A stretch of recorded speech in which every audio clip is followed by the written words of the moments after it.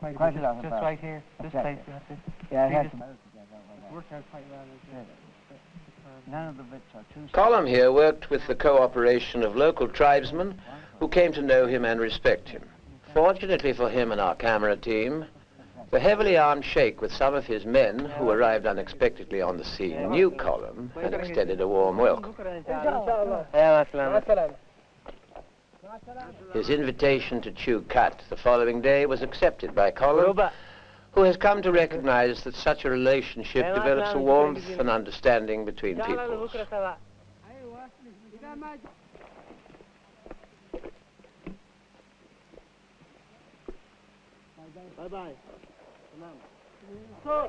Many kilometers from the city of Sana'a, the mountains rise to more than 10,000 feet above sea level. The Yemenis build their houses high, and they build them well. The altitude appears to have little effect upon the building workers who toil through most of the day, breaking only during the great heat of noon.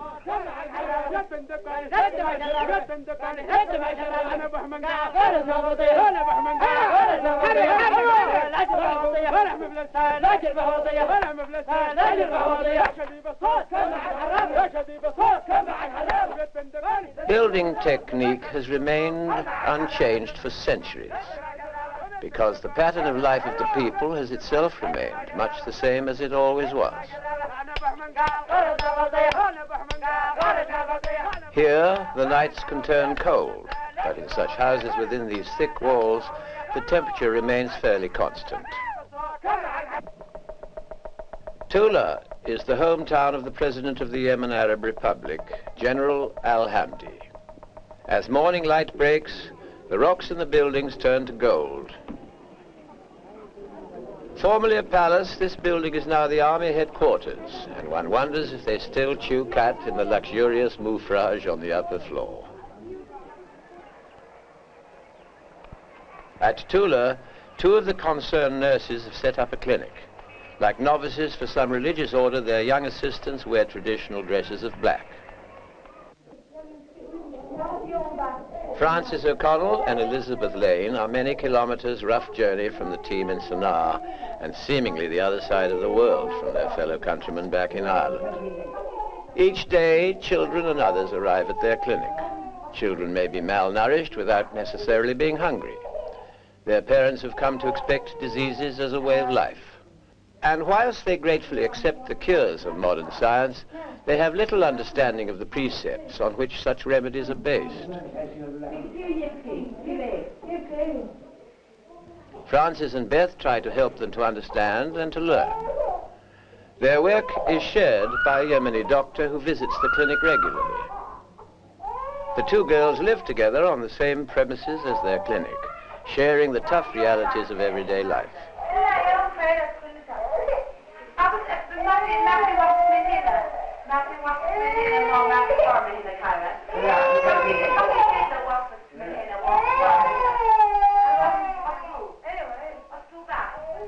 Fifty 50% of all children born in the Yemen will die before they reach the age of 12.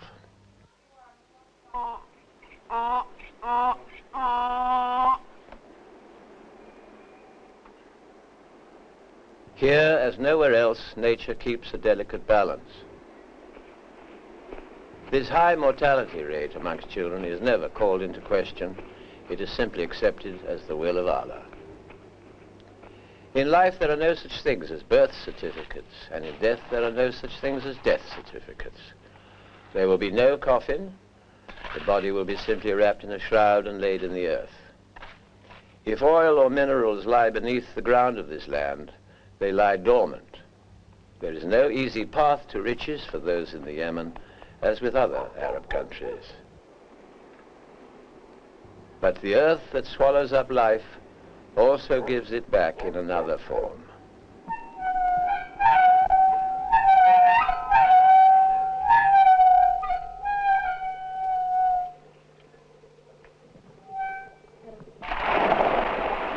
The method by which water is drawn from the ground for irrigation has been operating for centuries, much as it is now.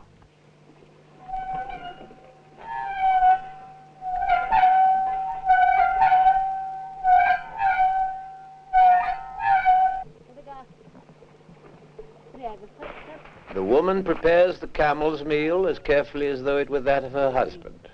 And as the camel is ready for his next descent, so he is encouraged.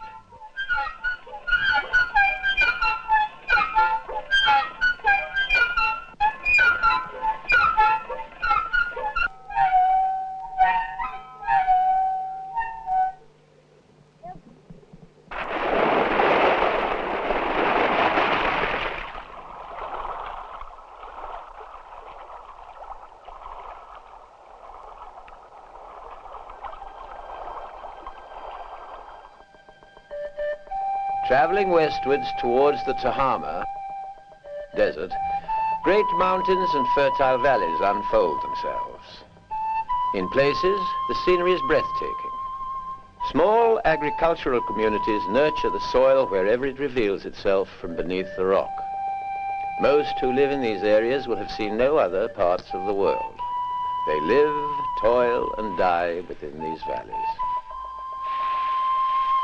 Frequently, they will have to carry their burdens for many miles.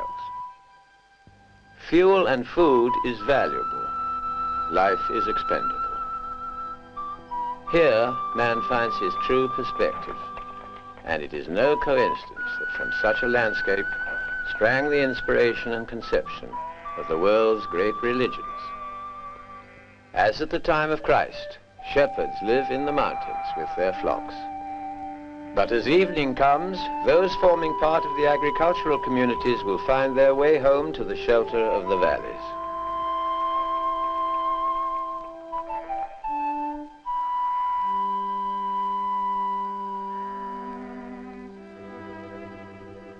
The mountains reach out to the desert, and the desert sweeps on to the sea.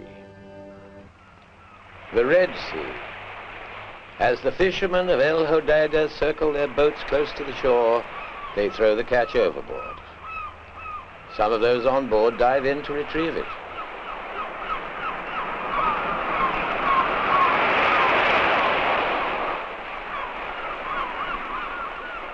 The range of fish gleaned from the Red Sea is as varied and colorful as the people themselves.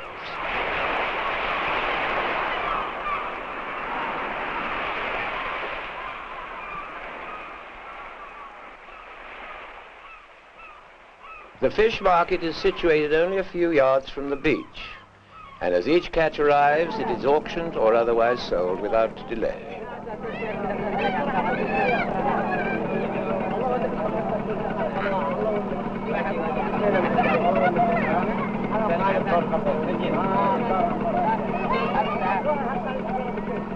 The heat is intense, and without refrigeration in such a climate, it will not remain for long.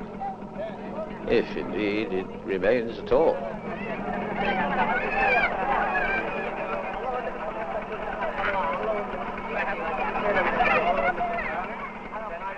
It is difficult to relate the throb of the surf with the parched desert that encircles the town.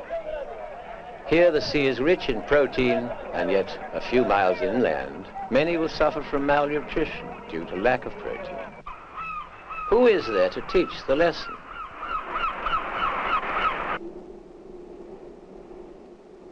This is the Tahama, the desert stretching from the Red Sea to the mountains. At certain times of the year, high winds sweep the sands of this desolate region.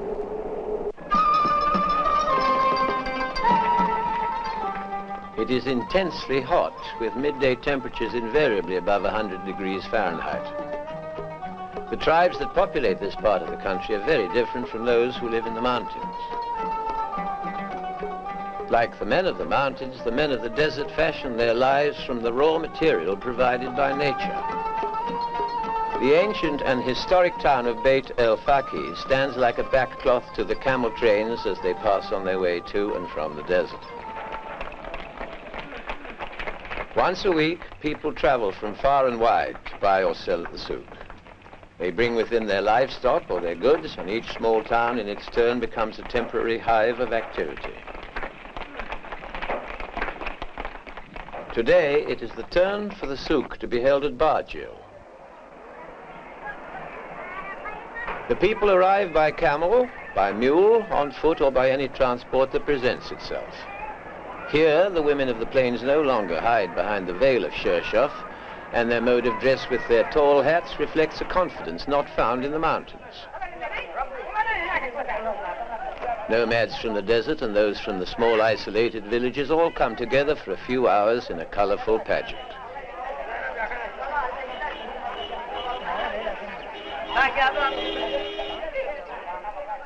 There is much to talk about and much to learn.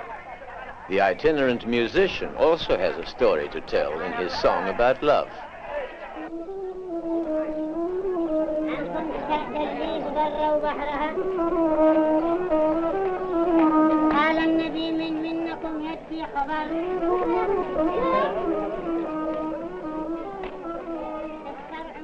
Shopping for the essentials is the first priority. Thereafter, if there is money to spare, there is tobacco for your bubble pipe and fresh cut for chewing on the long journey home.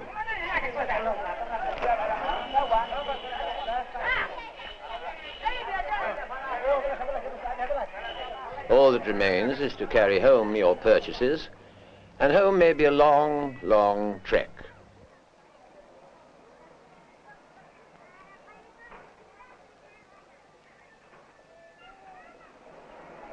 On the southern border of the Yemen Arab Republic, not far from South Yemen, is the city of Taiz.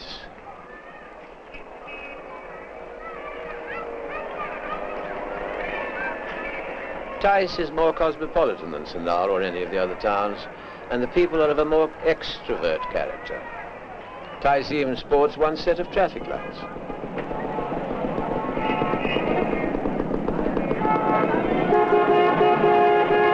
Whilst their traffic problems have not yet reached the same dimensions as Times Square or Hyde Park Corner, they are nonetheless getting in some practice.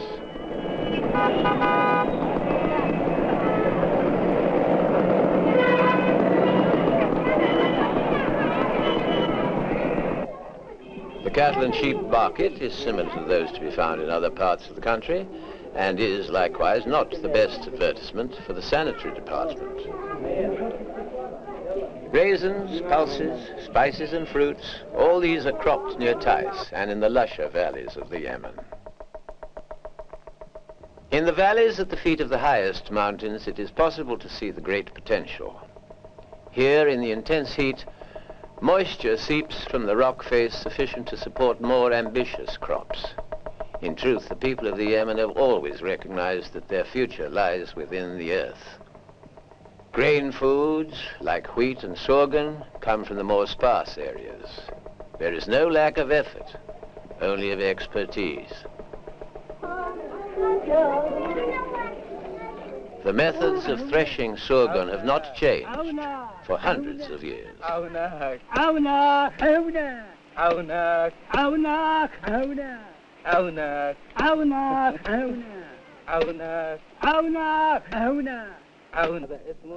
Tony Blackmore is an agriculturalist. Here at Sanhan, 30 kilometers from Sennar, the villagers work their land and manage to produce some worthwhile crops. They know that with Tony's guidance, they can improve the odds in their struggle with nature. More than anything, they must regulate their scant resources of water. The women of the village appreciate as much as their menfolk the daily labor of drawing sufficient for their needs.